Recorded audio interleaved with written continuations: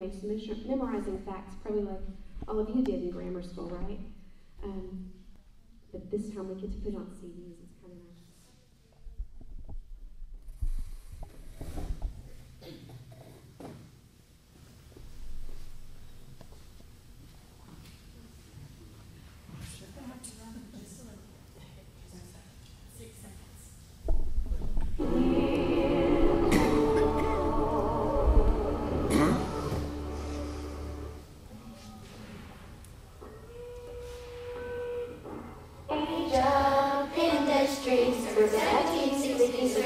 nice.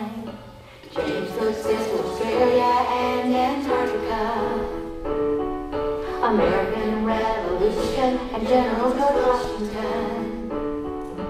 Madison's Constitution and the Bill of Rights.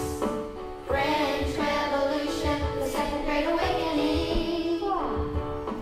Louisiana Purchase and the Lewis and Clark Expedition. Napoleon crowned Emperor of France. Liberation of South America. The War of 1812, the Missouri Compromise. Immigrants flocked to America. The Monroe Doctrine, romantic period of the arts. Cherokee Trail of Tears. U.S. Quest for Expansion. Marx publishes the Communist Manifesto. The Compromise of 1850 and the Dred Scott Decision. U.S. restores trade with Japan. British Queen Victoria's rule over India. Darwin publishes The Origin of Species. Lincoln's War between the states, reconstruction of the southern states, dominion of Canada. Otto von Bismarck unifies Germany. Wars in Africa, the Spanish-American War. The Progressive Era, Australia becomes a commonwealth. Mexican Revolution, World War I, and President Wilson. Lenin and the Bolshevik Revolution in Russia. U.S.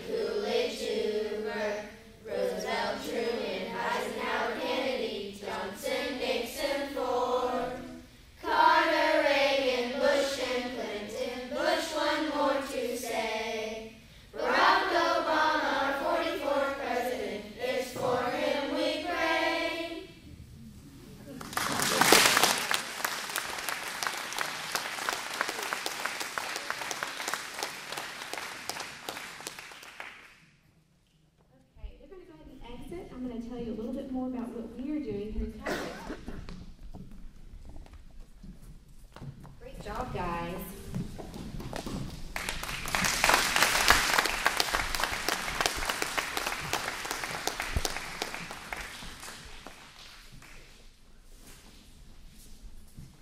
If you talk to these kiddos, they tell you that that was a lot of hard work. Yeah.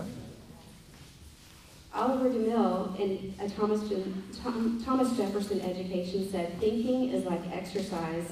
It requires consistency and rigor. Like barbells in the weightlifting room, the classics force us to either put them down or exert our minds. They require us to think.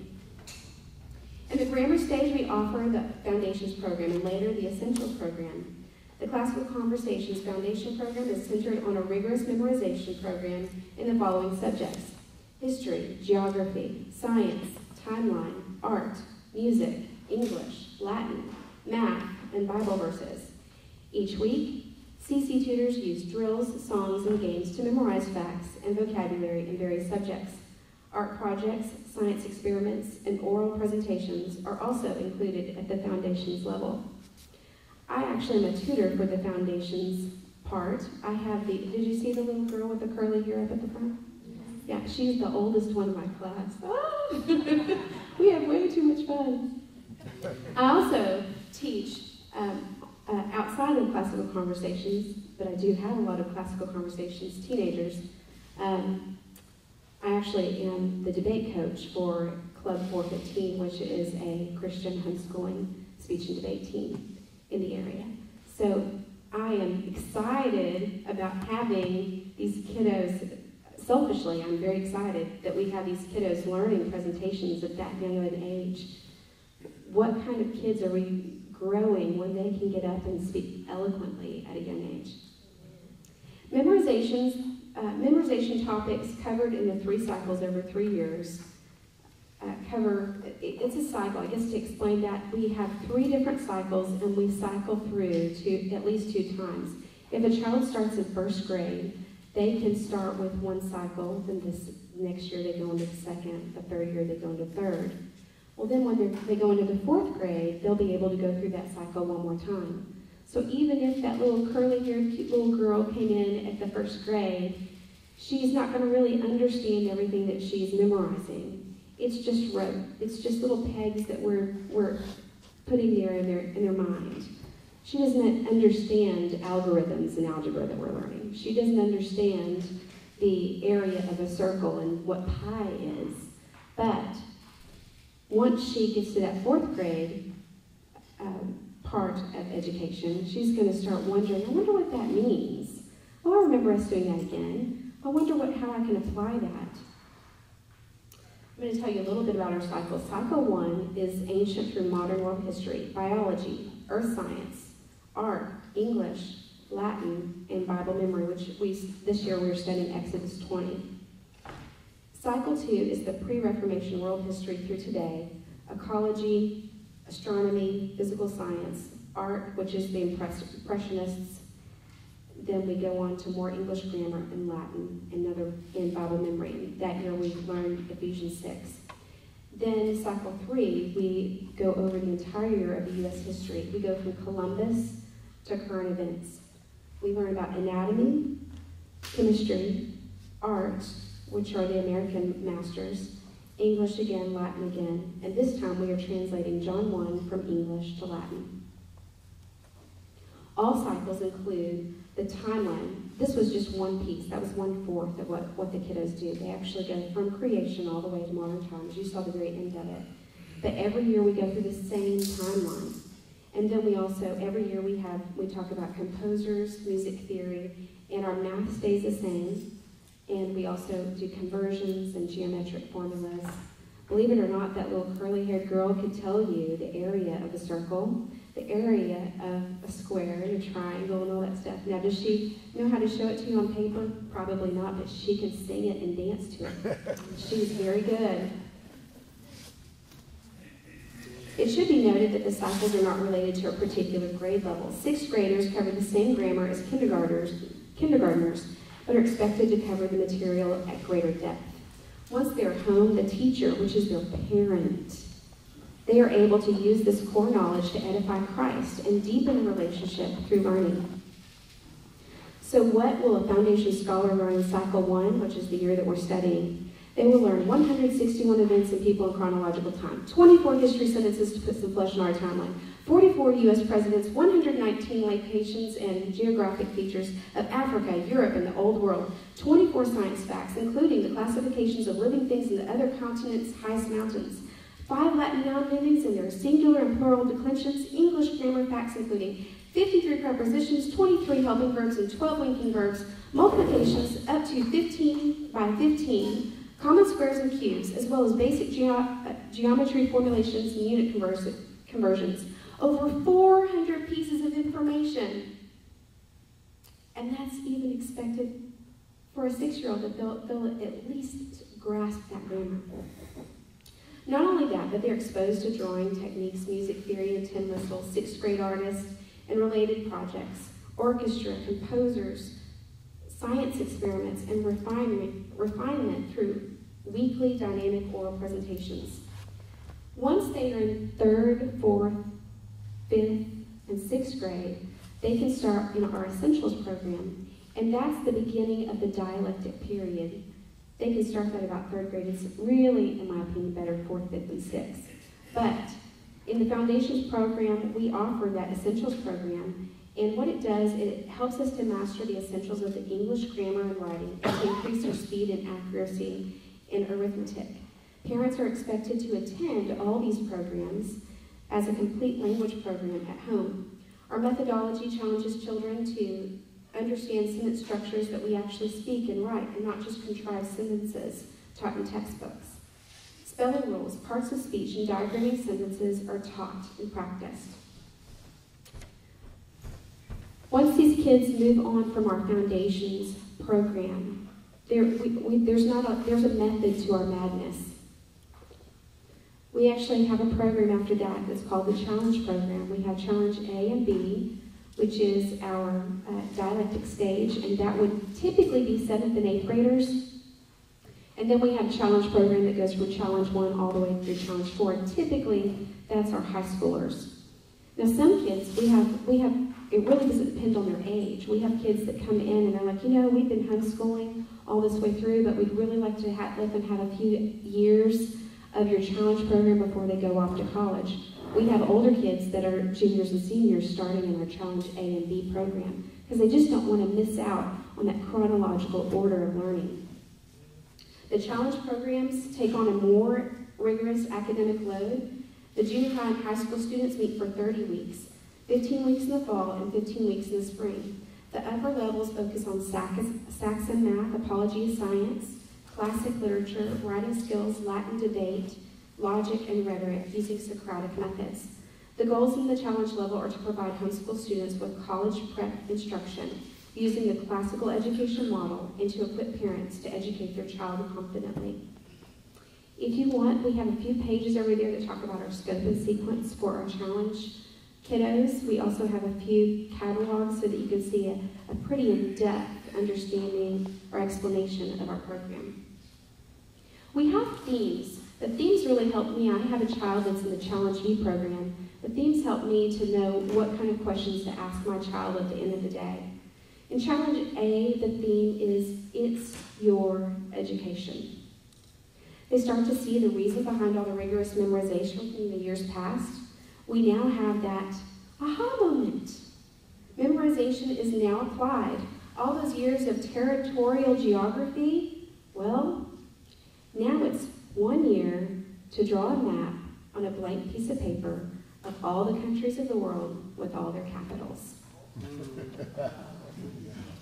Art is now a tool to memorize the structures of the human body and various animal anatomy. We have a couple samples from one of our daring little artists over there, and you can see some of the things that they are doing every week. So it's not a textbook. We're not textbook. We do use more textbooks later on, but we're not beholden to them in these years. We do a lot of research. We want to teach the children how to be able to find those original sources and how to find what they're looking for, and also for memory now, it's all about drawing. It's finding the beauty in what we're teaching.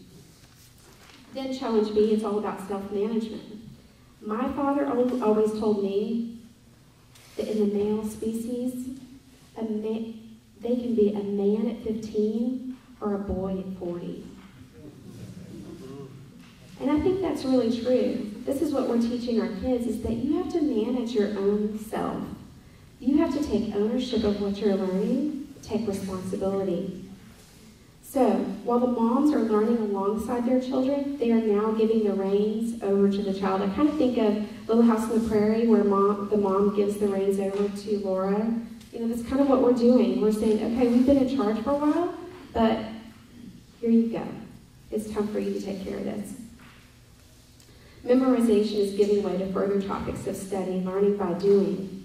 They learn about biographies of all the great scientists. They learn logic. They learn through mock trial debate, Latin, and algebra. Challenge 1 is about freedom. This is the age of rigorous study in American history, American government, and the free market economics. They probably could have you come out and talk. Like, I don't know. The actual assignments provide a great course in American history, and they spend a lot of time on current events through debate. Our children are not just reading original sources, but they're parsing original documents to understand their meaning and discover their truth in the light of Scripture. Challenge 2 is about choices. They study British literature and Western cultural history, from Beowulf to C.S. Lewis, from Roman architecture to modern Christian responses to music and art. The students have over 30 writing assignments, debates, and presentations related to European history and Western civilization. In Challenge 3, we talked about consequences and leading. Students study an American history text, Macbeth, Henry V, and Hamlet, all 3 English history.